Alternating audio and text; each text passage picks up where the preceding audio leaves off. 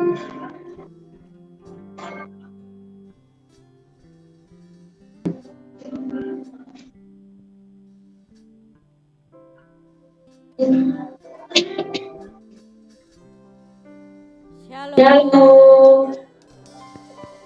Ada sukacita hari ini, beri kemuliaan buat Tuhan kita. Haleluya, haleluya, haleluya.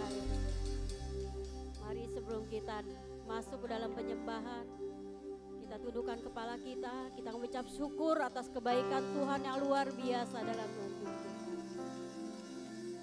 Bapak, kami bersyukur Tuhan buat pagi hari ini ya Bapak. Kau telah sertai Tuhan sepanjang hari ini Tuhan, dari malam hingga pagi hari ini. Penyertaan-Mu sempurna dalam kehidupan kami Bapa. Terima kasih Tuhan, terima kasih. Kau luar biasa Bapa. Terima kasih buat kemurahan-Mu, buat kasih anugerah-Mu yang luar biasa dalam hidup kami ya Bapa. Hingga pada pagi hari ini Tuhan, Kau telah memberkati kesehatan kami dengan luar biasa sehingga kami dapat hadir di dalam ibadah raya pada hari ini. Bukan karena kuat dan gagahnya kami ya Bapa, tapi oleh karena kemurahan-Mu, oleh karena anugerah-Mu. Kami masih dapat berdiri Tuhan, datang menyembah-Mu ya Bapa. Terima kasih Tuhan. Terima kasih Bapa. Terima kasih, kami mau datang Tuhan. Kami mau masuk ke dalam hadirat. Kami mau menikmati semua kebaikan-Mu ya Bapa. Terima kasih Tuhan. Terima kasih Tuhan, terima kasih. Haleluya.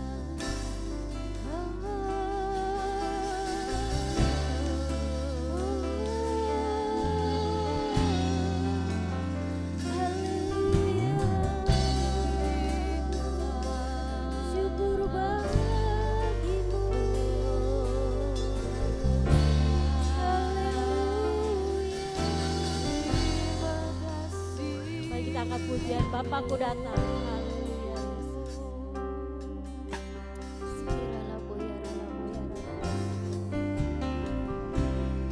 Bapakku datang, menyembah-Mu di sini. Ku percaya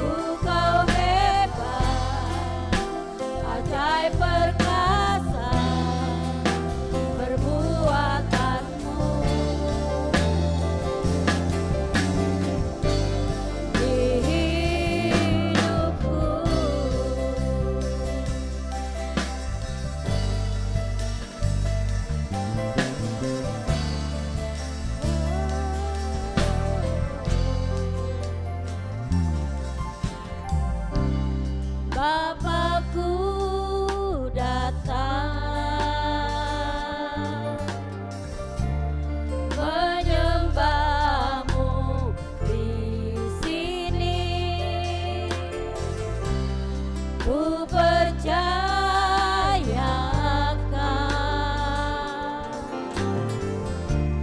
ada bagiku. Tak usah ku takut, tak usah ku takut, sebab kau sertaku. Tak usah ku bimbang, kau di dalamku.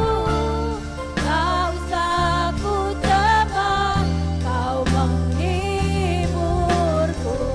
Saat ku lemah, kau kuatku. Ku nyanyi haleluya,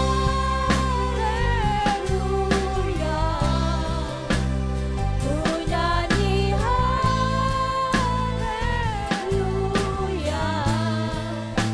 Sungguh kau hebat, ajaib perkasa perbuatanmu.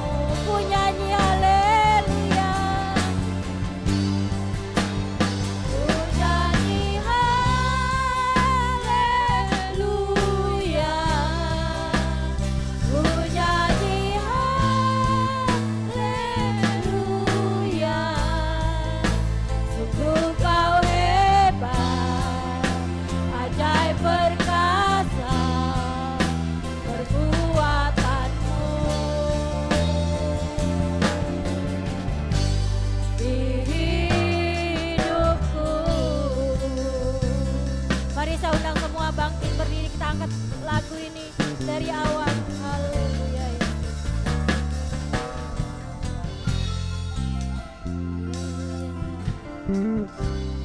Bapakku datang menyembahmu di sini. Ku percayakan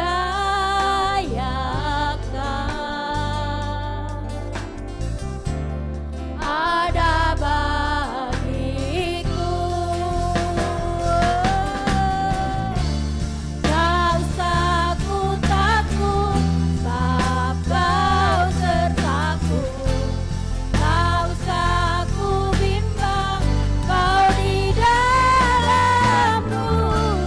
Tak usah ku cemas, kau menghiburku. Saat ku lemah, kau kuatku. Ku nyanyi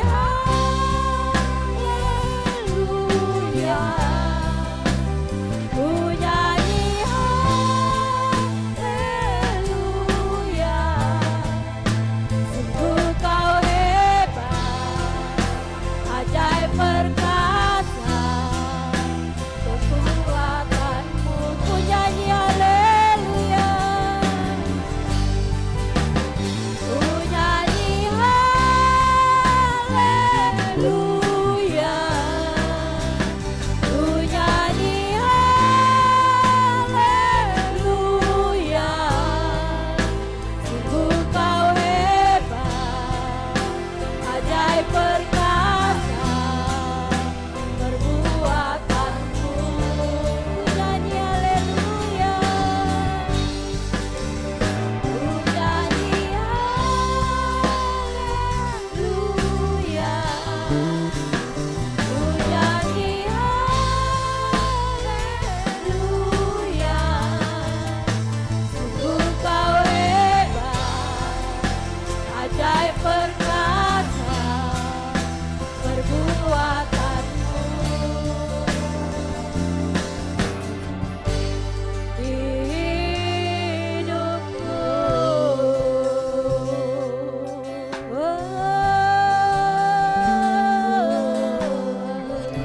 ku nyanyi haleluya, kami menyanyi haleluya. Engkau yang layak kami sembah, Engkau yang layak kami tinggikan, Engkau yang layak terima puji hormat syukur.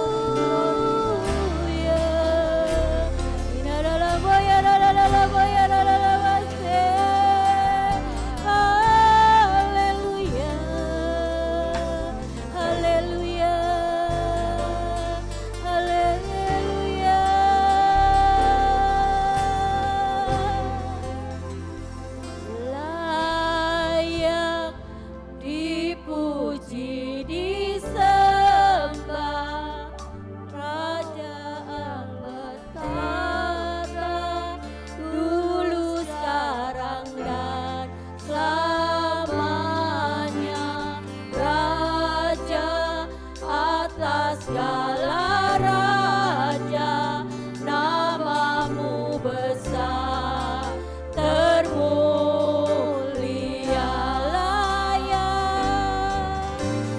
layak dipuji disembah, kaulah yang bertata dulu sekarang dan selamanya, raja atas segala raja, namamu besar, termulia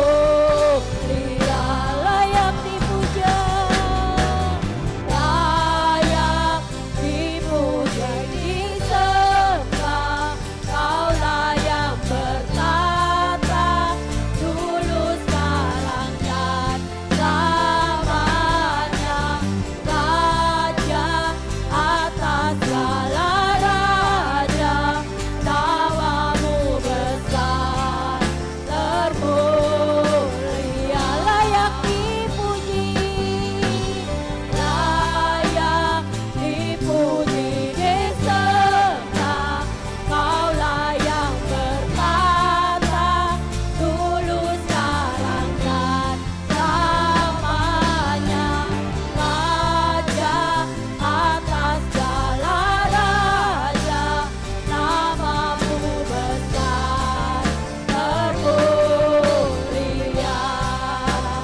namamu besar, termulia, namamu besar, termulia.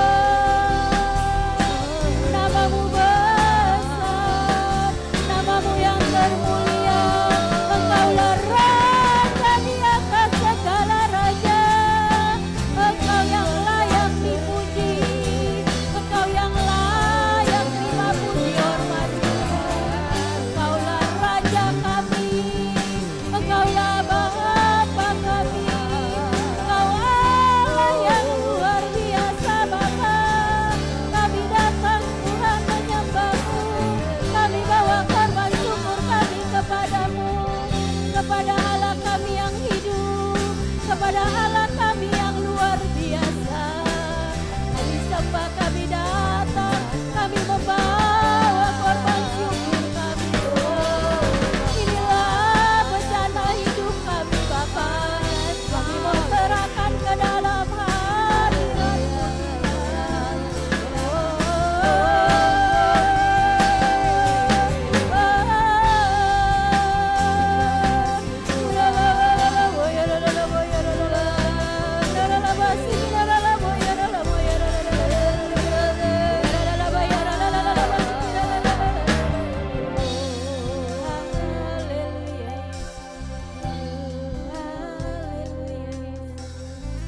Terima kasih Tuhan, terima kasih Bapa, terima kasih Tuhan. Segala pujian hanya bagi, segala kebesaran hanya bagi nama-Mu. Kami bersyukur, kami memuji-Mu. Haleluya. Haleluya Yesus, haleluya Yesus, haleluya. Sekiranya boya ramaya ramashki, sekiranya boshikira lala boya ramashki. Terima kasih Bapak, terima kasih Yesus, terima kasih. Oleh karena kasih anugerah-Mu kami ada sampai hari ini Tuhan. Terima kasih Tuhan buat penyertaan, buat pemeliharaan hari lepas hari sepanjang hidup. Terima kasih. Terima kasih Tuhan. Amin. Oleh karena kasih-Mu Tuhan kami ada. Oleh karena kebaikan-Mu Tuhan. Amin.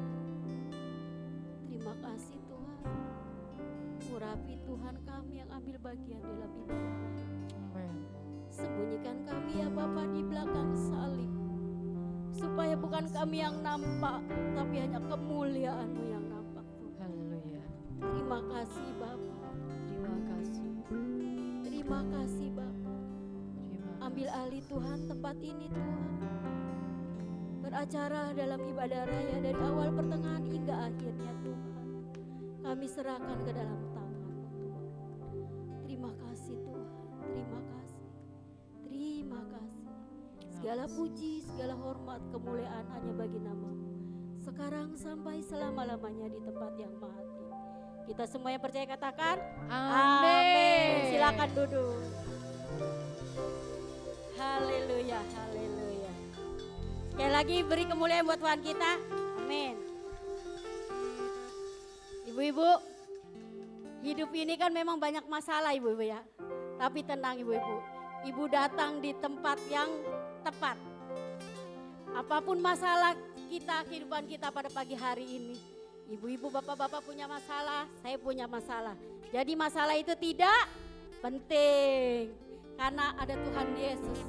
Bila ada Tuhan Yesus, semua masalah beres KB. Amin. Beri kemuliaan buat Tuhan kita. Mari kita angkat pujian. Ini lagu baru. Saya sangat terberkati dengan pujian ini. Sehingga berapa hari saya setel lagu ini. Mari kita nikmati kebaikan Tuhan dalam hidup kita. Amin. Haleluya. Haleluya. Jangan malu-malu Bu, ibu-ibu bergoyang buat Tuhan. Haleluya.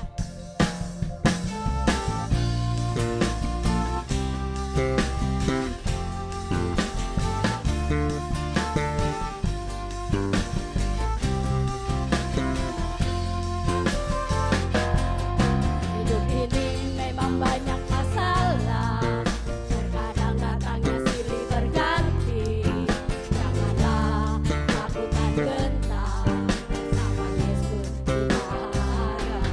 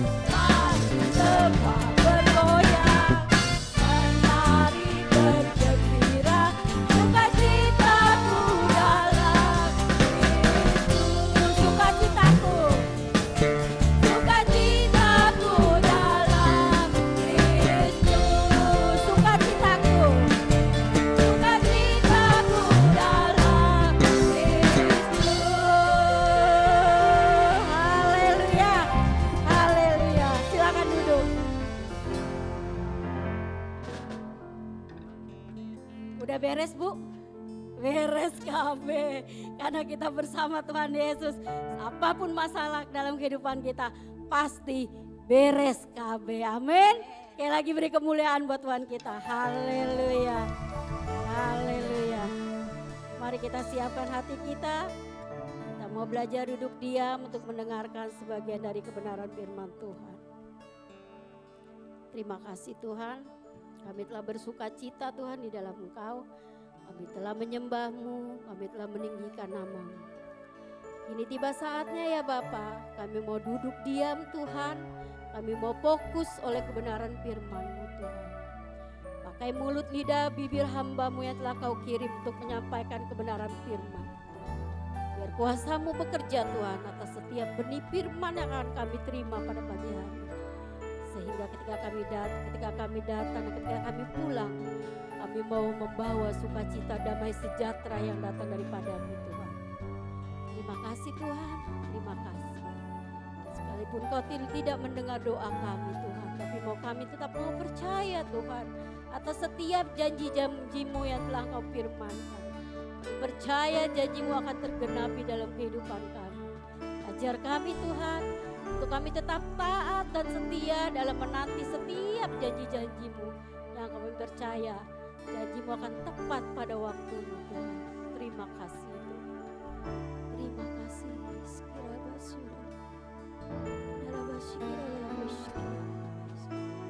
Haleluya Yesus, haleluya.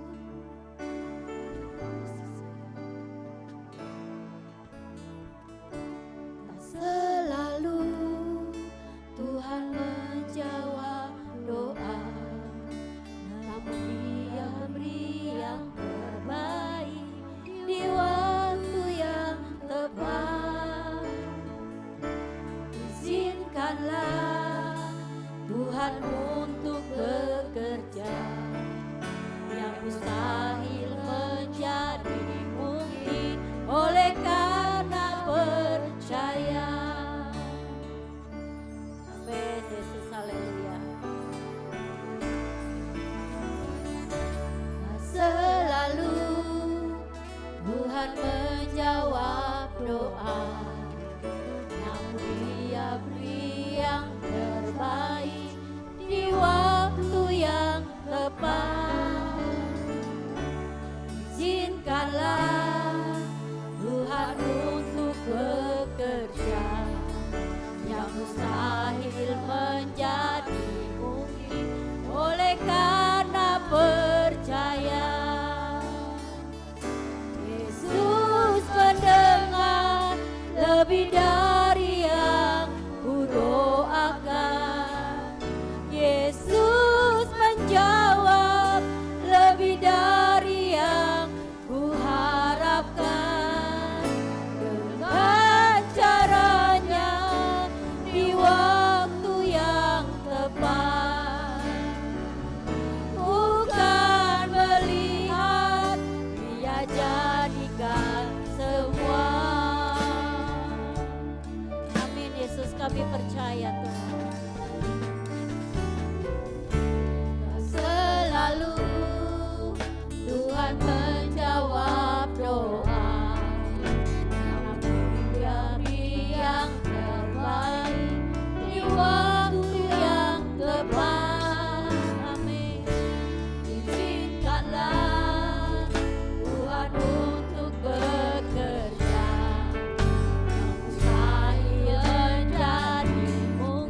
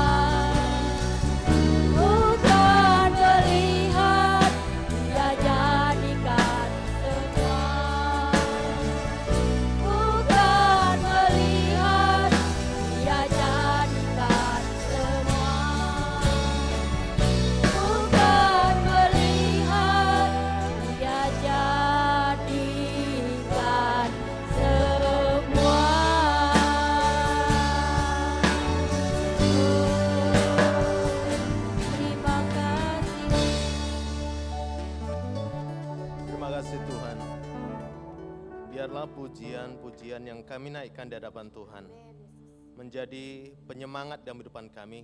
Kami sadari kami sebagai manusia tidak lepas dari masalah, tetapi ada Tuhan yang sanggup turut campur tangan untuk membereskan setiap masalah kami. Tuhan, Engkau mengerti setiap pribadi lepas pribadi yang hari ini hadir di dalam ibadah raya. Engkau menjamah setiap pribadi lepas pribadi, sehingga mereka mengalami Tuhan di dalam hidupnya. Ketika mereka dalam pergumulan, mungkin sakit penyakit, mungkin berkaitan dengan ekonomi, pekerjaan, masalah hidupnya. Tuhan, biarlah pujian hari ini memberikan motivasi dan semangat bahwa ada Tuhan yang akan turut campur tangan untuk mendatangkan kebaikan di dalam setiap pergumulan kami. Terima kasih Tuhan. Kami saat ini juga mau semakin dicerahkan melalui kebenaran firman Tuhan. Roh Kudus Allah jamah setiap hati kami untuk kami memiliki hati yang siap untuk menerima kebenaran firman Tuhan. Urapi buat hamba-Mu yang akan menyampaikan firman Tuhan. Biarlah apa yang Tuhan mau disampaikan kepada jemaat Tuhan, boleh hamba-Mu sampaikan melalui kebenaran firman Tuhan hari ini Tuhan. Terima kasih Tuhan. Di dalam nama Tuhan Yesus Kristus, kami siap untuk mendengar firman Tuhan. Umat yang percaya katakan, amin. Silahkan duduk.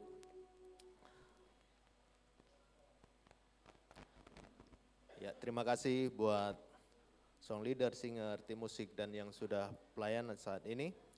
Salam, selamat pagi jemaat yang dikasihi oleh Tuhan. Apa kabar? Allah luar biasa, amin.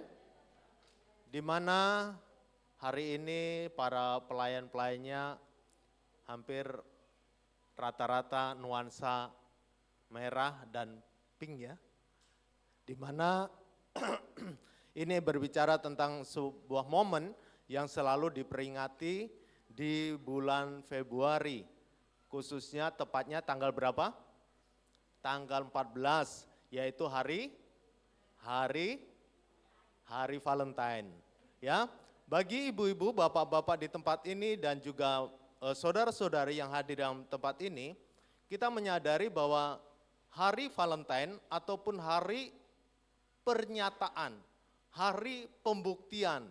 Nah itu anak-anak sekolah minggu dari atas ada yang bawa setangkai mawar itu ya. Mungkin di atas sudah habis Valentinean ya.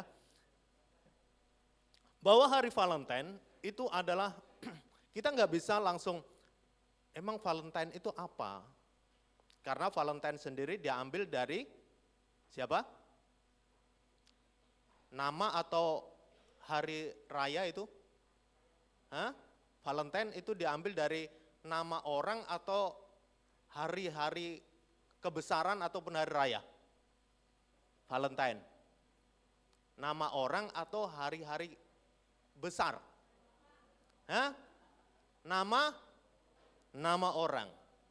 Sedikit kita akan melihat bahwa Valentine itu adalah merupakan tradisi yang dirayakan secara global setiap tanggal 14 Februari. Siapa yang kemarin sudah merayakan hari Valentine ya? Saya pulang dari kerja, tiba-tiba anak saya bawa kartu ya. Tiba-tiba anak saya ngasih sama istri saya, dipanggil sama dia. Kita dijejerin, dia kasih kartu. Kartunya warnanya pink ya. Begitu suruh buka. Kita buka di situ ya.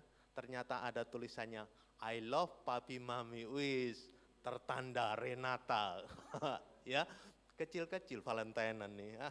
Oke, hari Valentine adalah sebuah biasa dirayakan setiap tanggal 14 Februari dan juga disebut hari kasih sayang. Padahal Valentine sendiri betul diambil ataupun nama itu adalah berbicara tentang bukan seperti Natal. Natal itu adalah hari raya, diambil dari momen raya. Tetapi kalau Valentine itu diambil dari nama seorang santo. Santo ya. Nama seorang santo ya.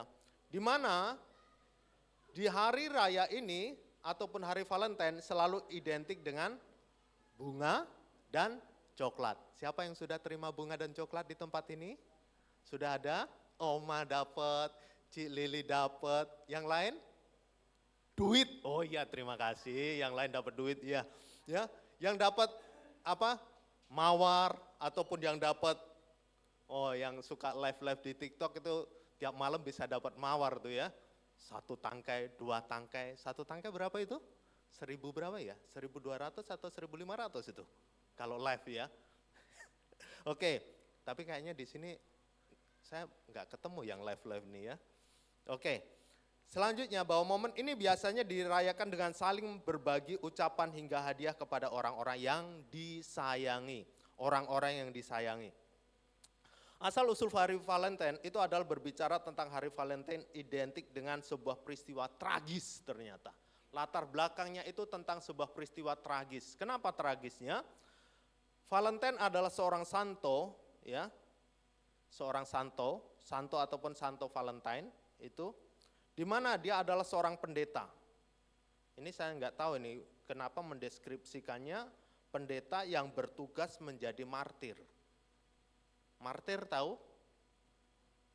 Martir itu harus memiliki iman yang radikal kepada Tuhan, sehingga dia sudah tidak memikirkan tentang apa-apa. Bagi mereka adalah pelayanan, khotbah itu adalah fokusnya. Soal fokusnya ataupun khotbahnya itu mengancam nyawa, dia harus kehilangan nyawa, itu dia sudah nggak pikirkan. Itu sudah nggak dia pikirkan. Makanya disebut martir adalah ketika dia di dalam pelayanannya, di dalam pekabaran Injil atau firman Tuhan, sampai dia harus kehilangan nyawanya, itu dia nggak peduli. Mungkin ada di Indonesia, ada kelompok-kelompok yang menyatakan diri sebagai martir, ya, dengan sebuah tindakan-tindakan yang tidak tepat, melakukan bom bunuh diri, itu mereka mengklaim itu sebagai martir.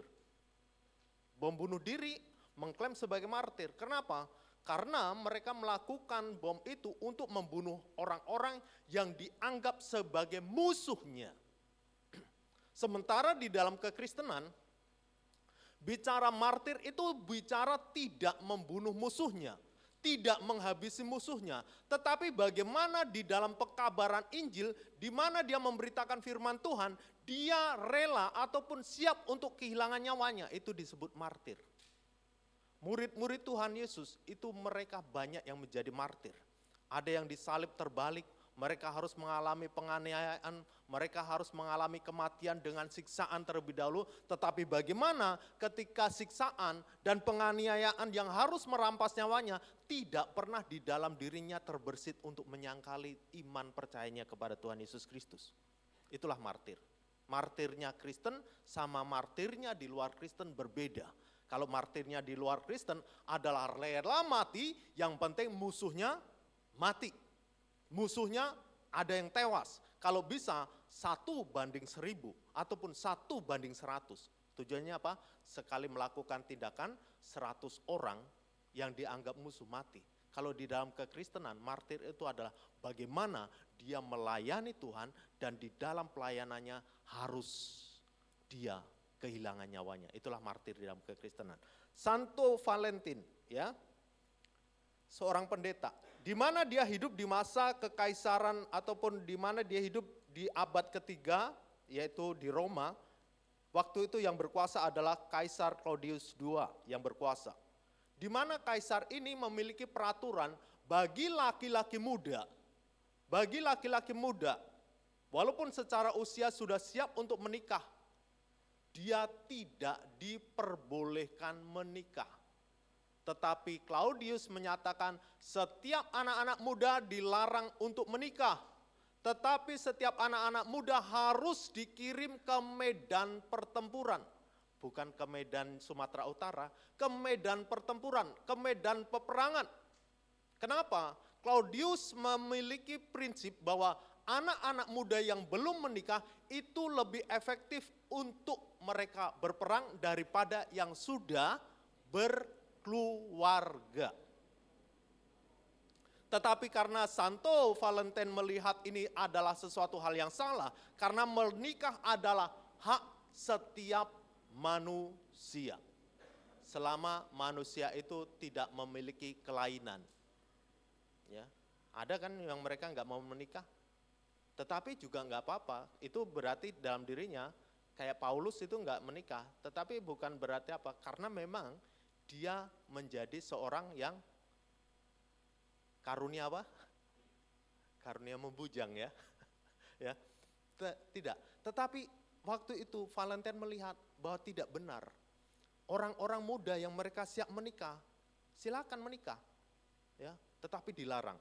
Apa yang terjadi ketika peraturan itu ditentukan, Santo Valentine merasa itu tidak benar. Dia melakukan tindakan yang sembunyi-sembunyi. Hei anak-anak muda, siapa kalian yang mau menikah, datang kepadaku, aku mau memberkati. Aku mau mengesahkan pernikahan kalian secara tepat sesuai dengan ketentuan Tuhan. Maka apa yang terjadi? Anak-anak muda banyak yang datang. Anak-anak muda banyak yang datang dan dinikahkan oleh Santo Valentine. Apa yang terjadi? Claudius akhirnya mendengar tentang berita itu. Santo Valentine pun dipanggil dan dimasukkan penjara, dijatuhi hukuman mati. Pada saat itu juga Santo Valentine belum punya pasangan hidup. Tetapi waktu dia ada di dalam penjara, dia kenal dengan anaknya sipir penjara. Anak gadisnya sipir penjara kenal. Akhirnya setiap minggu, setiap minggu atau setiap hari mengunjungi Santo Valentine. Apa yang terjadi? Disitulah tumbuh cinta, ya, cinta ya. Tumbuh cinta di antara mereka Santo Valentine dan anak dari kepala sipir ini.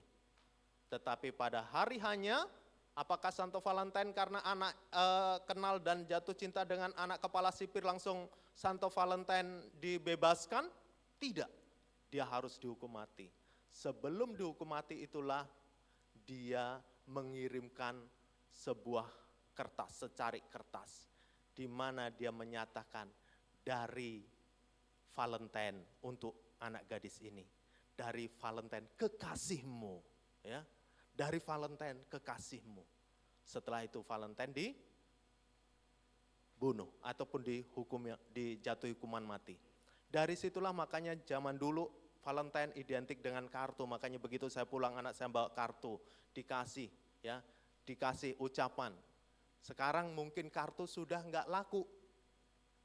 Era beberapa tahun yang lalu, tahun-tahun yang lalu, kartu ucapan Natal, masih laku enggak? Masih, lancar semua orang pada berburu itu kartu ucapan Natal. Kartu ucapan Idul Fitri, masih enggak? Masih zaman dulu. Sekarang apa yang terjadi? Sekarang WA, ya, zaman SMS, enggak ada grup-grupan Bu, Pak. Ngucapin Natal itu satu persatu. Kita SMS ke si A, kita SMS ke si B, kita SMS ke si C. Nah sekarang ngucapin selamat Natal, langsung sekali kirim semuanya langsung terucapkan. Kenapa? Ada grupnya. Coba sekarang, hampir sebagian kita ketika ngucapin di momen digital ini, rata-rata sudah nggak ngirim satu persatu. Hampir rata-rata udah langsung di grup aja. Grup PPT, selamat hari Natal, udah semuanya baca, ya. Grup ini, ya. Tetapi yang perlu kita ketahui bahwa inilah momen yang disebut dasar dari Valentine. Apakah kekristenan dilarang untuk merayakan hari Valentine menurut Bapak Ibu? Ada larangan enggak? Ada? Ada yang merasa bahwa Valentine itu dilarang? Enggak ya? Hari kasih sayang itu dilarang enggak sih? Enggak. Tetapi ada orang-orang yang beranggapan bahwa Valentine itu tidak dibenarkan. Kenapa? Karena mereka memahami Valentine sebagai momen pernyataan kasih sayang itu identik dengan sebuah pesta pora, identik dengan sebuah tindakan-tindakan maksiat. Makanya mereka menganggap Valentine itu adalah sebuah momen yang tidak diperbolehkan. Itulah letak kesalahannya adalah manusianya yang menerapkan Valentine dengan cara yang salah. Sehingga itu menjadi persepsi buruk bagi orang-orang yang memahami tidak secara menyeluruh ataupun dia pahami secara simpel. Karena Valentine itu identik mereka pasangan-pasangan muda melakukan tindakan-tindakan yang tidak benar, mereka melakukan perbuatan-perbuatan tidak benar untuk menyatakan kasih sayangnya. Apa yang terjadi? Sehingga itu menimbulkan persepsi yang salah bagi orang-orang yang ketika melihat Valentine itu sebagai momen yang seperti itu, akhirnya mereka menyatakan hari Valentine itu tidak dibenarkan.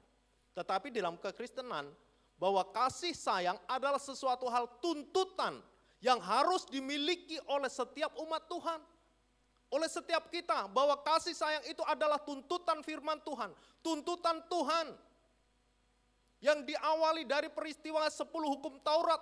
Kasihilah sesamamu manusia seperti dirimu sendiri. Itu adalah cakupan dari jangan mengingini, jangan membunuh, jangan mencuri. Ketika disimpulkan menjadi satu, apa yang terjadi tuntutan firman Tuhan? Kasihilah sesamamu manusia seperti dirimu sendiri. Itulah tuntutan firman Tuhan. Kasih sayang itulah tuntutan firman Tuhan. Ya, ketika kasih sayang diwujudkan bagi anak-anak muda, buktikan kalau kamu sayang dengan melakukan menyerahkan dirinya, menyerahkan hidupnya, menyerahkan pribadinya untuk dirayakan di momen itu yang salah. Itu pun tidak dibenarkan ketika pemahaman Valentine sebagai momen seperti itu. Kekristenan pun tidak dibenarkan. Tetapi ketika kekristenan memahami Valentine sebagai ketentuan ataupun firman Tuhan menuntut kita melakukan hal itu menjadi sesuatu hal yang diperbolehkan. Ya. Hari ini saya akan memberitakan firman Tuhan. Ya, itu tadi pendahuluan bahwa khotbah saya hari ini adalah kasih sayang yang sejati. Kasih sayang yang sejati, ya, di mana di dalam diri kita bahwa kasih sayang itu harus betul-betul tulus, murni, full, ya, sejati. Kita akan buka di dalam kebenaran firman Tuhan di dalam Roma pasal 12. Ya, Roma pasal 12. Roma pasal 12 ayat 9. Ya. Ayat 9 sampai 21. Saya akan bacakan langsung sendiri aja supaya tidak terlalu lama. Roma pasal 12 ayat 9 sampai 21. Nasihat untuk hidup dalam kasih. Hendaklah kasih itu jangan pura-pura, jauhilah yang jahat dan lakukanlah yang baik. Hendaklah kamu saling mengasihi sebagai saudara dan saling mendahului dalam memberi hormat. Janganlah hendaknya kerajinanmu kendor, biarlah rohmu menyala-nyala dan layanilah Tuhan. Bersukacitalah dalam pengharapan, sabarlah dalam kesesakan dan bertekunlah dalam doa. Bantulah dalam kekurangan orang-orang kudus dan usahakanlah dirimu untuk selalu memberikan tumpangan. Berkatilah siapa yang menganiaya kamu, berkatilah dan jangan mengutuk. Bersukacitalah dengan orang yang bersukacita dan menangislah dengan orang yang menangis. Hendaklah kamu sehati sepikir dalam hidupmu bersama. Janganlah kamu memikirkan perkara-perkara yang tinggi, tetapi arahkanlah dirimu kepada perkara-perkara yang sederhana. Jangan menganggap dirimu pandai. Janganlah membalas kejahatan dengan kejahatan. Lakukanlah apa yang baik bagi semua orang. Sedapat-dapatnya, kalau hal itu bergantung padamu, hiduplah dalam perdamaian dengan semua orang. Saudara-saudaraku yang kekasih, janganlah kamu sendiri menuntut pembalasan, tetapi berilah tempat kepada murka Allah. Sebab ada tertulis, pembalasan itu adalah hakku. Akulah yang akan menuntut pembalasan, firman Tuhan. Tetapi jika seterumu lapar, berilah dia makan. Jika ia haus, berilah dia minum. Dengan berbuat demikian, kamu menumpuk bara api di atas kepalanya. Janganlah kamu kalah terhadap kejahatan, tetapi kalahkanlah kejahatan dengan kebaikan. Dari pembacaan firman Tuhan hari ini, saya memiliki 3 poin yang akan saya sampaikan berkaitan dengan kasih sayang yang sejati. Kasih sayang, wujud dari kasih sayang yang sejati itu seperti apa? Yang pertama, bahwa kasih sayang yang sejati itu tidak pura-pura. Di dalam Roma 12 ayat 9. Hendaklah kasih itu jangan pura-pura, jauhilah yang jahat dan lakukanlah yang baik. Ketika bicara tentang kasih sayang yang sejati, tidak ada kepura-puraan ketika kita menyatakan kasih sayang itu. Hari Valentine adalah merupakan perayaan di mana orang mengungkapkan kasih sayangnya. Tetapi di dalam kekristenan bahwa kasih sayang itu adalah setiap saat, waktu, detik, itulah kasih sayang di dalam kekristenan. Dan di dalam menyatakan kasih sayang itu tidak boleh pura-pura. Bapak-bapak, ibu-ibu di tempat ini, kalau engkau yang punya pasangan hidup, hati-hati. Itu kasih sayang itu betul-betul tulus atau tidak? Kasih sayang itu pura-pura atau tidak? Ya. Karena banyak orang melakukan bilang, iya aku sayang padamu. engkaulah kekasihku, engkaulah apa? Di rumah dia memiliki kasih sayang kepada keluarganya, tetapi di luar juga dia punya kasih sayang kepada yang lainnya. Sehingga dia kemas dengan cara melakukan hal-hal, makanya hati-hati. Ketika ini ada kecurigaan seringkali terjadi begini. Ketika berumah tangga, kalau contohnya suami ataupun istri yang awalnya standar aja, santai-santai aja, itu tiba-tiba dia berubah menjadi semakin sayang, itu ada dua kemungkinan Bapak Ibu. Ada dua kemungkinan. Ya. Kasih sayang pertama betul-betul dia mengalami perubahan hidup di dalam kehidupannya. Memang saya harus melakukan yang terbaik untuk keluarga saya. Tetapi ada yang kedua, kasih sayang yang terjadi secara tiba-tiba itu bisa terjadi untuk menutupi kasih sayang yang lain. Sehingga kepura-puraan itu dia bangun supaya nanti istriku, supaya nanti keluargaku tidak curiga kalau aku punya cem-ceman di luar, sehingga aku melakukan yang terbaik untuk keluarga. Dia belikan ini, Pi, aku mau ini dong. Iya, kasih. Aku mau ini dong, kasih. Kenapa? Karena dia mau tutupi kasih sayang yang di luar. Kasih sayang di luar maksudnya kasih sayang yang tidak benar. Ya. Tetapi kalau bicara tentang kasih, semua orang harus berhak punya kasih. Kita harus mengasihi mereka. Tetapi ketika mungkin di rumah suaminya kok berubah, hati-hati. Ada dua kemungkinan memang dia mengalami perubahan di dalam hidupnya. Karena memang itulah kasih sayang memang harus terjalin di dalam kehidupan rumah tangganya. Tetapi ada kemungkinan, kenapa istri berubah tiba-tiba begitu care, begitu peduli, kemarin-kemarin cuek bebek, mereka pokoknya nge-flow aja, santai aja. Tetapi kenapa tiba-tiba begitu perhatian, bisa-bisa terjadi apa yang terjadi? Untuk menutupi yang di luar. Sehingga dia melakukan kepura-puraan di dalam kasih sayang. Bukan kasih sayang murni, bukan kasih sayang yang tulus, tetapi sesungguhnya kasih sayang yang dia lakukan adalah kasih sayang untuk menutupi kasih sayang yang lain kepada yang lainnya. Ya. Bapak Ibu yang dikasihi oleh Tuhan, firman Tuhan hari ini berbicara bahwa kasih sayang yang sejati itu tidak boleh pura-pura. Enggak boleh kalau orang Jawa bilang etok-etok. Etok-etok, bukan entok-entok ya, etok-etok itu pura-pura, enggak sungguhan. Kasih sayang itu harus betul-betul murni dari hati kita, tulus kita menyayangi. Nah, ini pura-pura, boleh enggak pura-pura karena saking sayangnya sama istri? Kasih sayang sama istri karena pura-pura bisa diwujudkan enggak? Hah? Saking mengasihi, saking sayangnya sama istri, kadang suami-suami itu sampai pura-pura mewujudkannya. Apa yang terjadi? Istri masak. Istri masak ini. Ya. Ibu-ibu yang suka masak di rumah. Ya. Suami-suami yang merasakan masakan istrinya. Ini kasih sayang yang luar biasa nih. Istri masak. Disuruh cobain gini. Masak sayur. Cobain dong ini masakanku. Enak sekali, mantap sekali. Rasanya pokoknya jos. Pokoknya kamu istri yang terbaik. Istri yang luar biasa, jago masak. Kenapa? Wasin ternyata.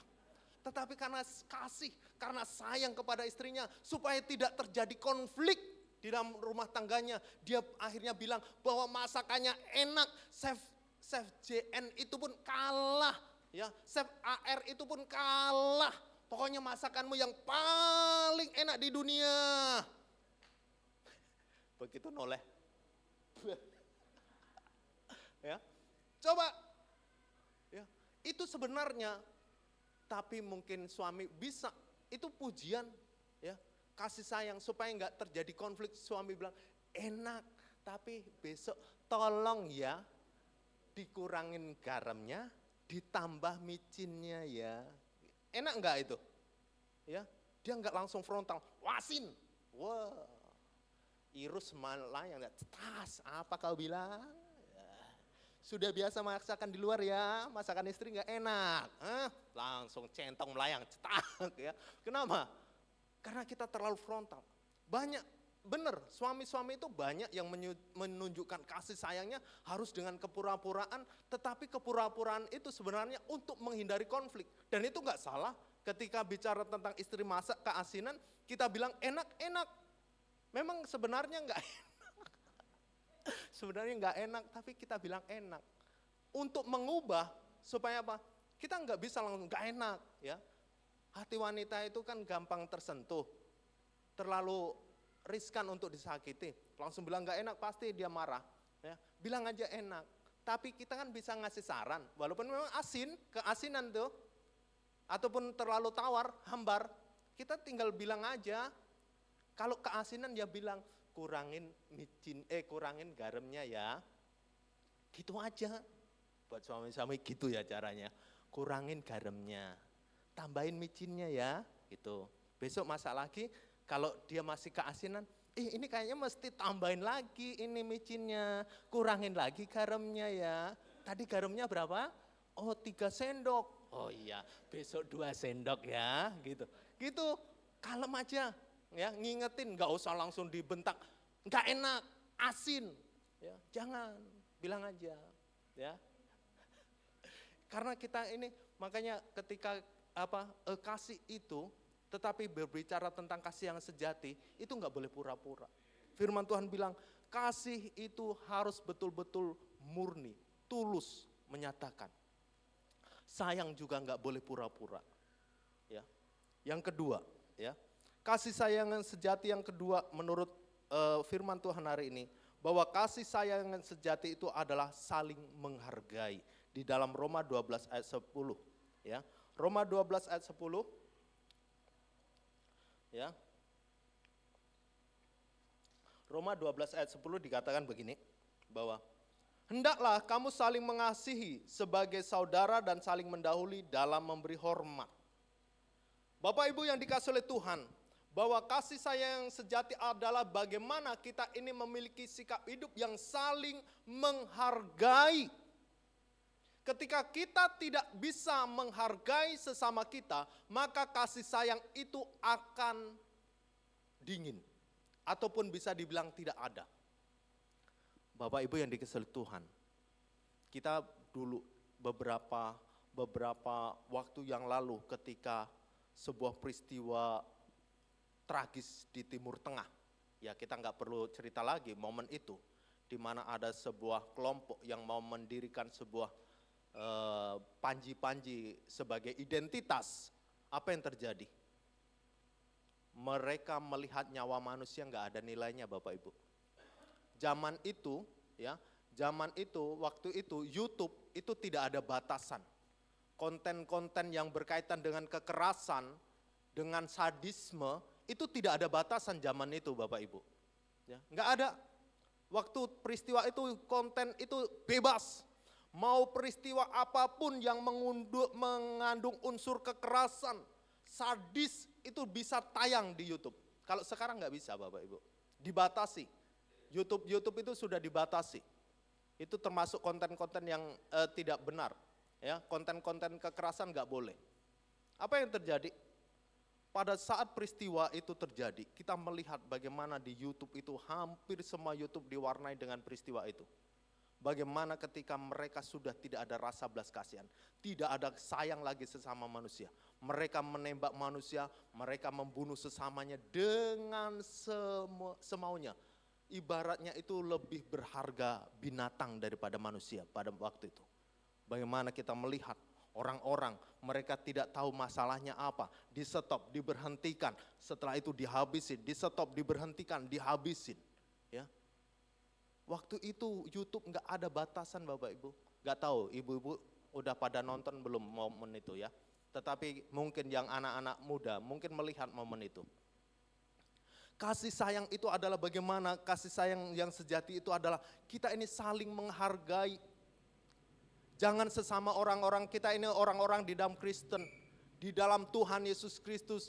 Kita ini hanya mengasihi tertentu saja, tidak boleh. Kasih sayang yang sejati itu adalah kita mengasihi sesama kita itu secara universal. Kita tidak dibatasi dengan sekat-sekat di dalam kehidupan ini. Sekat sosial, tidak boleh status sosial, nggak boleh membatasi kasih sayang kita. Sekat etnis tidak boleh membatasi kasih sayang kita. Sekat ras tidak boleh membatasi kasih sayang kita. Sekat warna kulit tidak boleh membatasi kasih sayang kita. Setiap manusia punya hak yang sama untuk mendapatkan kasih sayang. Jangan membatasi. Paling bahaya adalah di dalam kehidupan rumah tangga ataupun keluarga. Ketika seorang ataupun orang tua itu mereka membeda-bedakan kasih sayang antara anak pertama, anak kedua, anak ketiga. Dengan melakukan hal-hal yang tidak seimbang antara satu anak yang satu dengan yang lain, itu bahaya sekali. Akan menimbulkan kepahitan bagi anak yang mengalami ketidakadilan. Saya harap ibu-ibu, bapak-bapak di sini yang sudah punya anak, ya, yang sudah Tuhan karuniakan anak di dalam rumah tangganya, jangan pernah membeda-bedakan anak. Dan jangan pernah engkau menyatakan kata-kata yang seperti ini. Lihat itu anak si A, dia anaknya pandai, anaknya begini. Engkau harus tetap puji anakmu, jangan memuji anak orang lain. Karena ketika engkau menjadikan pembanding-pembanding antara anak sendiri dengan anak-anak orang lain, itu akan menjadi masalah. Anak ini akan merasakan bagaimana dia tidak mendapatkan perhatian, tidak mendapatkan kasih sayang dari orang tuanya. Kasih sayang yang sejati adalah bagaimana kita saling menghargai. Jangan kita menghargai karena sesama warna putih, putih semua yang dihargai, yang warna hitam singkirkan. Ya. Enggak boleh, sesama etnis, ya. Di sini ada beberapa etnis. Ada dari Tionghoa, ada dari Jawa, ada yang dari Batak, ya. Ketika mereka saling membuat komunitasnya masing-masing, enggak. Saya hanya menghargai yang sesama etnis saya hanya mau menghargai yang sesama saya aja. Pokoknya yang di luar saya enggak mau hargai karena mereka bukan kategori manusia, gitu. Tidak. Firman Tuhan menuntut bahwa kasihilah sesamamu manusia seperti dirimu sendiri. Adalah bagaimana kita menunjukkan kasih sayang kita itu secara universal, tidak ada batasan. Karena memang Tuhan menghendaki hal yang demikian. Ya, enggak bisa. Status sosial. Kalau sama yang kaya, waduh, ngeplek. Sama yang kurang, ngeplok.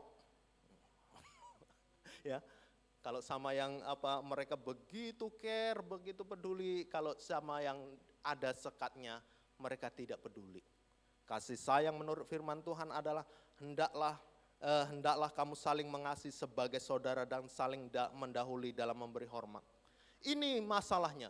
Kenapa kasih sayang yang sejati itu seringkali tidak terjadi dalam konteks saling menghargai? Karena manusia itu lebih cenderung minta dihormati daripada menghormati.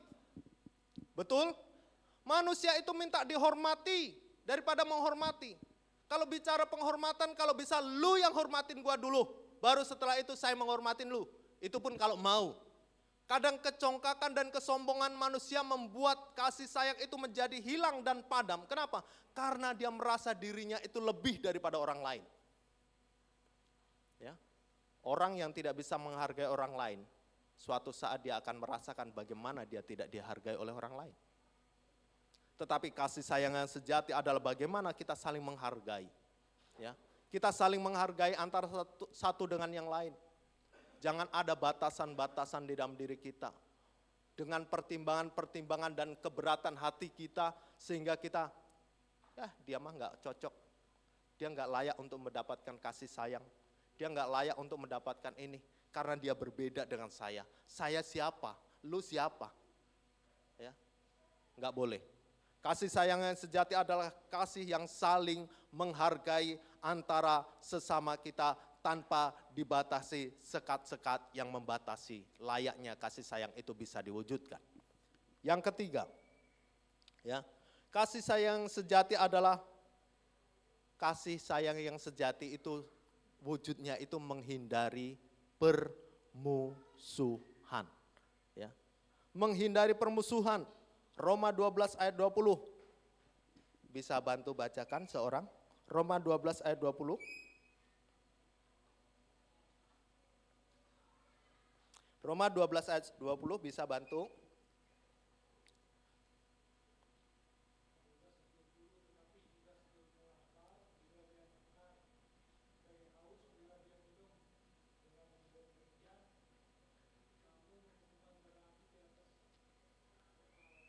Nih bayangin Bapak Ibu. Firman Tuhan menegaskan kepada kita jika siapa? seterumu, lawanmu, musuhmu, yang membuat kamu itu merasa sebagai yang merugikan hidupmu, itu justru firman Tuhan bilang, jika seterumu lapar, jika ataupun kita bilang supaya lebih familiar lagi, jika seterumu itu kita ganti, jika musuhmu, jika lawanmu lapar, supaya lebih gampang dipahami. Berilah apa? Dia makan. Jika ia haus, berilah dia minum. Dengan berbuat demikian kamu menumpukkan bara api di atas kepalanya. Kalau kita pahami secara salah, iya. Ya. Mungkin kita langsung ambil menumpukkan bara api. Tahu bara api Bapak Ibu?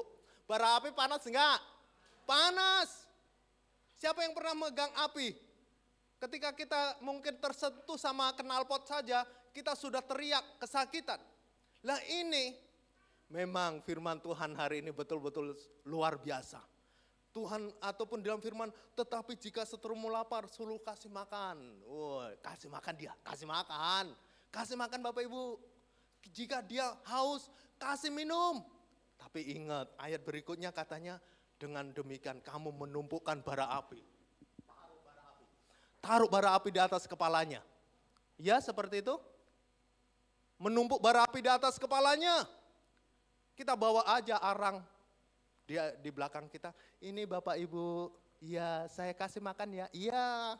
Saya kasih minum ya, iya. Setelah selesai langsung bara apinya ditaruh di atas kepalanya. Nih rasain loh, musuhin gua loh. Seperti itu, bara api. Sikap hidup kita yang menghindari permusuhan, ketika seteru kita, ini percaya Ibu Bapak, bicara tentang bicara tentang apa? Menumpukkan bara api, itu bicara tentang membuat konflik batin. Tahu konflik batin? Konflik batin. Konflik batin itu yang sering menjadi adalah di mana dia akhirnya berperkara. Berperkara itu mempertanyakan, bukankah saya memusuhi kamu? Tapi kenapa kamu justru baik sama saya?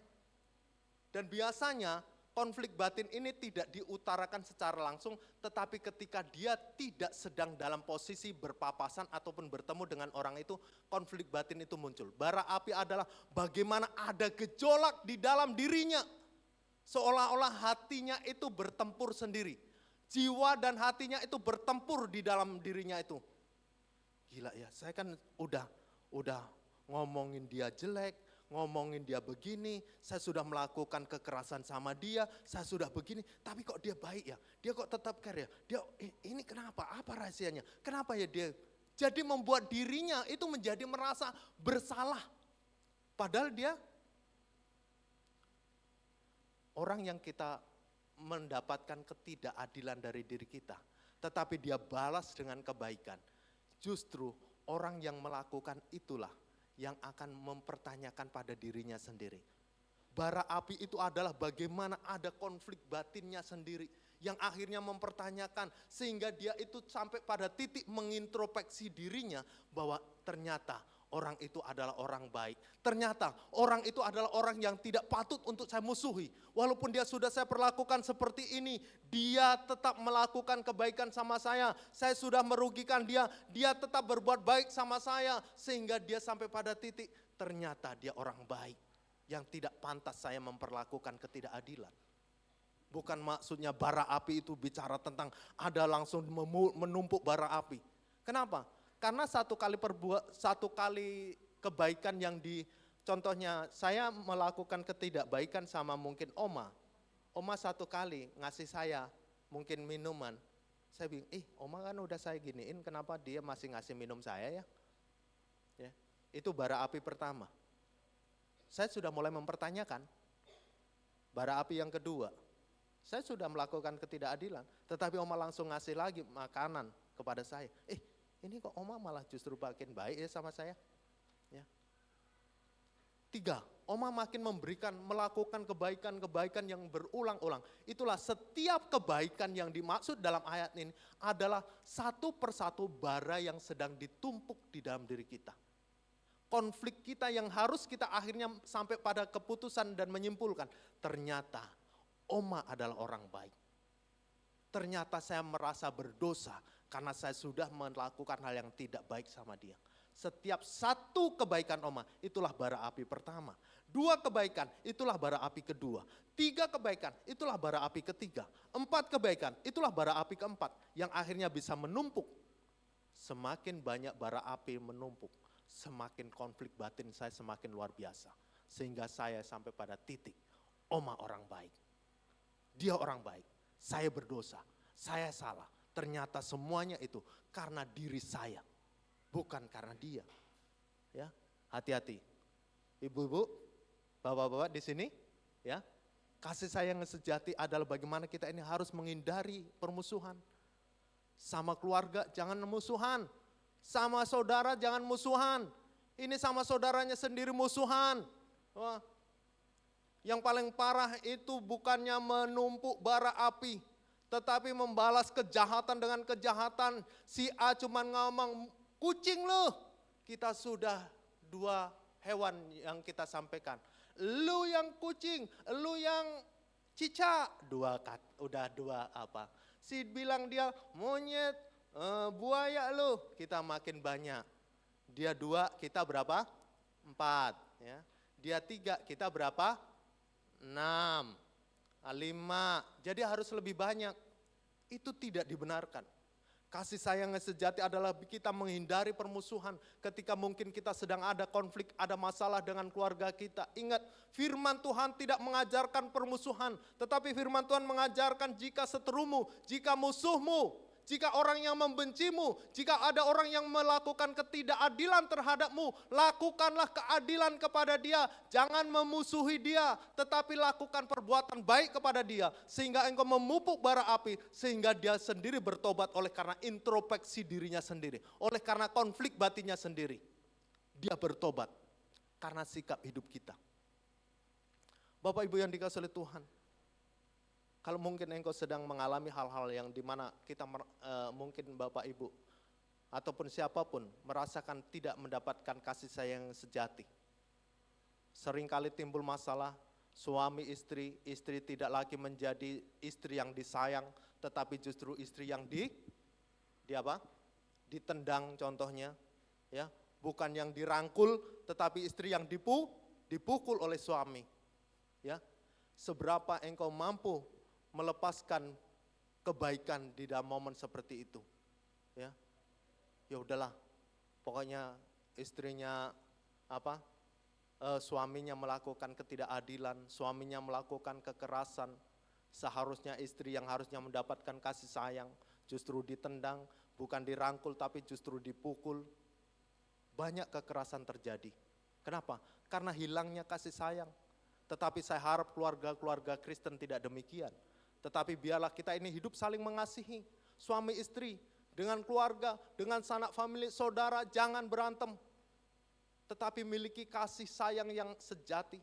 Antara keluarga si A, antara keluarga si B, apalagi masih dalam kakak kandung, adik kandung. Saling mengasihi, jangan saling bermusuhan. Ya, saling mengasihi. Gara-gara harta warisan hilang kasih sayang terhadap keluarga. Mereka saling berebut, gara-gara soal warisan nyawa melayang. Ya, hati-hati.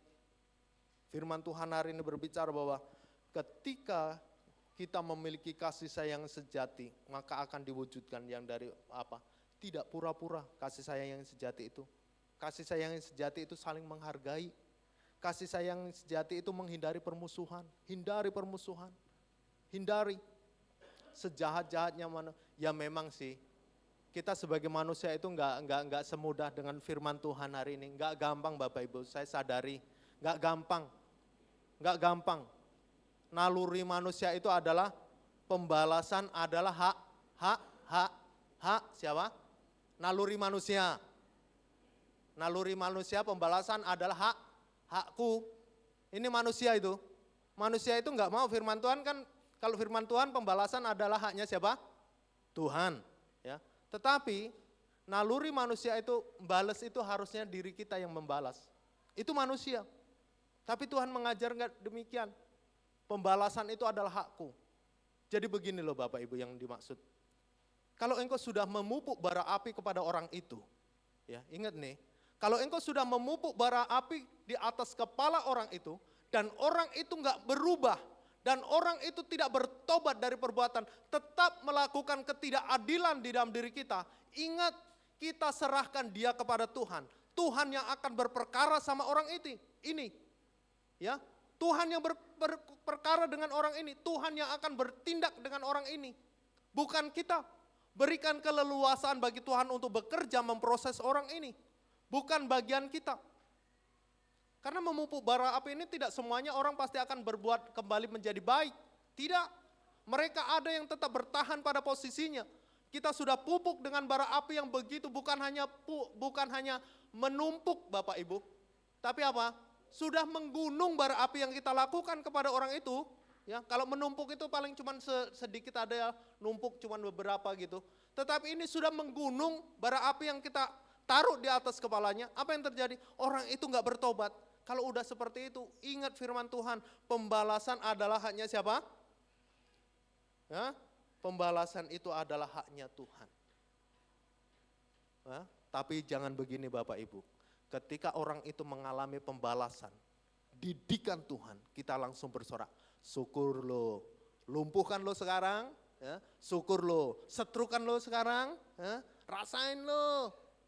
Enggak boleh gitu, tetap engkau harus memberkati. Ini hal yang enggak gampang, tetapi banyak orang Kristen, dia betul-betul, ya mengampuni Tuhan, saya mengampuni dia. Tetapi ketika orang itu mengalami peristiwa tragis, kita bersuka cita. Kita bersuka cita, kapok lu. Oh ya. Orang akhirnya dia tabrakan, syukur lu, rasain lu, kapok lu, lumpuh lu, susah hidupmu seumur hidup. Padahal katanya, ya saya mengampuni, saya ampuni dia. Tapi begitu mengalami peristiwa tragis kita mensyukur-syukurin, mengapok-ngapokkan orang. Ya. Biarkan aja, walaupun apapun yang nanti cara Tuhan untuk mengerjakan orang ini Bapak Ibu, untuk dia kembali ke jalan yang benar, itu biarkan cara Tuhan. Mau apa? Ketika memang cara Tuhan itu sampai level yang demikian tragis, biarlah itu yang akan mendidik dia kembali kepada kehidupan yang benar. Tapi bukan bagian kita langsung bilang, syukur, hore, asik loh, doa saya terjawab sama Tuhan. Pembalasan adalah haknya Tuhan, itulah pembalasan dari Tuhan. Jangan mengucap syukur. Ibadah ucapan syukur yuk ke rumah saya, kenapa? Itu si A udah lumpuh, karena dia doain tiap malam, tiap hari. Enggak boleh. Lepaskan pengampunan kepada orang itu, walaupun tidak gampang. Tetapi inilah tuntutan firman Tuhan, itu enggak gampang bagi kita. Kasih yang sejati adalah kasih yang diwujudkan dalam ketidakpura-puraan, saling menghargai dan menghindari permusuhan. Mari kita jemaat Tuhan miliki kasih yang sejati. Wujudkan itu terhadap sesama kita, terhadap keluarga, terhadap family, terhadap saudara seiman, terhadap orang-orang di dunia ini, terhadap lingkungan kita. Mari kita memiliki kasih sayang sejati. Amin. Mari kita akan bersatu dalam doa. Terima kasih Tuhan. Hamba-Mu bersyukur saat ini, hamba-Mu boleh menyampaikan kebenaran firman Tuhan. Biarlah firman Tuhan berbicara tentang kasih yang sejati.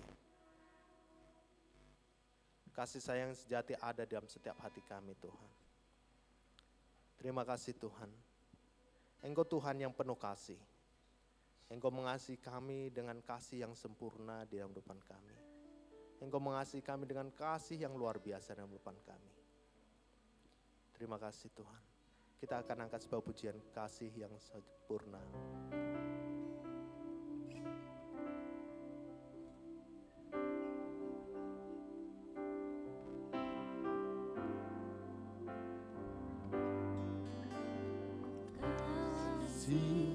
Yang sempurna telah ku terima darimu, bukan karena kebaikanku, hanya oleh kasih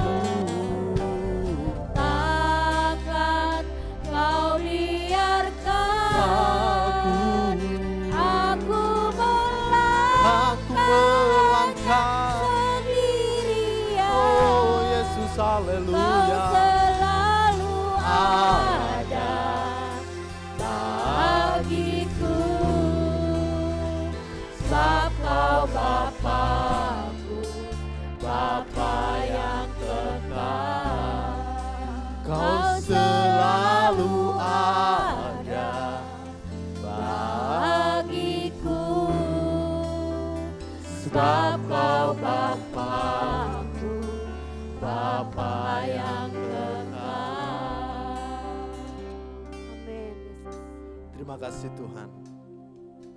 Kami belajar dari kasih sayang Tuhan yang begitu sejati nyata di dalam depan kami. Kasih-Mu adalah kasih yang betul-betul terbukti melalui peristiwa penyaliban Tuhan Yesus Kristus.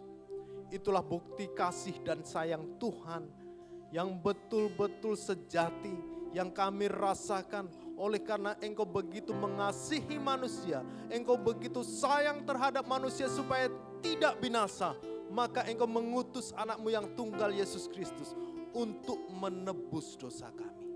Tuhan, ketika Engkau sudah memberikan teladan tentang kasih sayang yang sejati, ajari kami para jemaat Tuhan, umat Tuhan saat ini kami juga memiliki kehidupan yang memiliki kasih sayang yang sejati. Kasih sayang yang sejati yang kami wujudkan kepada keluarga kami, kepada saudara kami, famili kami, keluarga kami, saudara kami, sesama kami Tuhan. Kami mau Tuhan memiliki kasih sayang itu tidak pura-pura. Kami mau Tuhan di dalam mewujudkan kasih sayang itu kami menghargai sesama kami. Kami mau Tuhan di dalam mewujudkan kasih sayang sejati itu kami menghindari permusuhan Tuhan. Kami tahu banyak orang-orang yang seringkali mencari masalah. Mereka melakukan ketidakadilan, mereka membenci kami, mereka tidak suka terhadap kami. Mereka melakukan hal-hal yang tidak menyenangkan bagi kami. Tetapi biarlah firman Tuhan hari ini menggugah kami supaya kami boleh mengampuni mereka. Kami tetap memiliki kasih dan sayang kepada orang itu dengan melepaskan pengampunan, dengan memberkati mereka. Sehingga mereka akan mengalami Tuhan di dalam kehidupannya. Sehingga mereka juga memiliki kasih sayang sejati dalam hidupnya. Terima kasih ya Bapa dalam surga. Hamba-Mu sudah berhenti menyampaikan firman Tuhan. Tetapi ada Roh Kudus Tuhan yang tetap bekerja untuk semakin membuka rahasia kebenaran firman Tuhan lebih lagi. Terima kasih Tuhan, di dalam nama Tuhan Yesus Kristus. Umat yang percaya katakan, amin.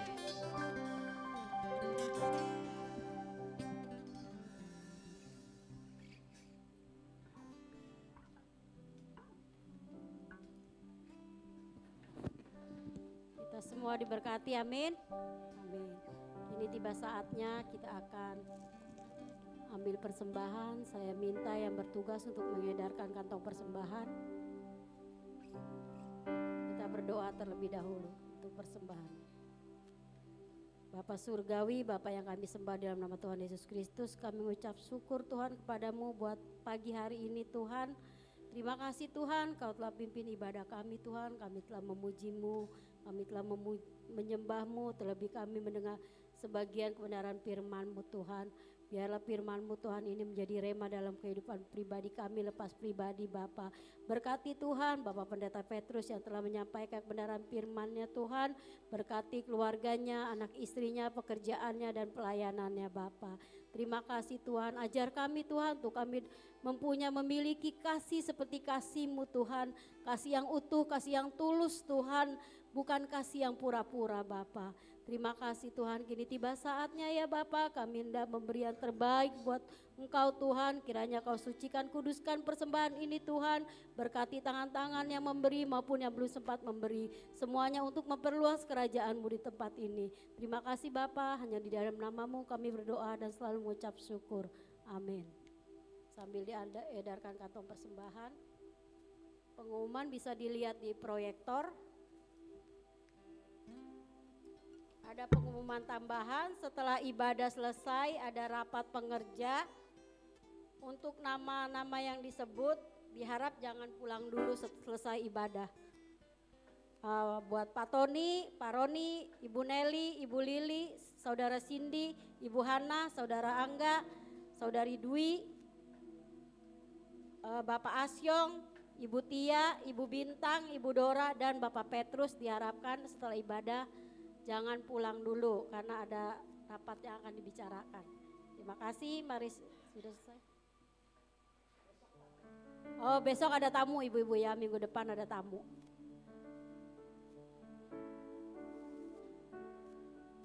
Oh ya, Rabu ini kita tidak ada ibadah doa, diganti di hari Sabtu tanggal 22 Bagi seluruh pengerja diharapkan bisa hadir hari Sabtu tanggal 22 hari Sabtu jam 6 sore. Kita ada doa puasa dan KKA. Yang melayani Bapak Roni. Tidak ada pengumuman lagi, saya undang untuk kita bangkit berdiri. Kita angkat pujian, doa Yabes.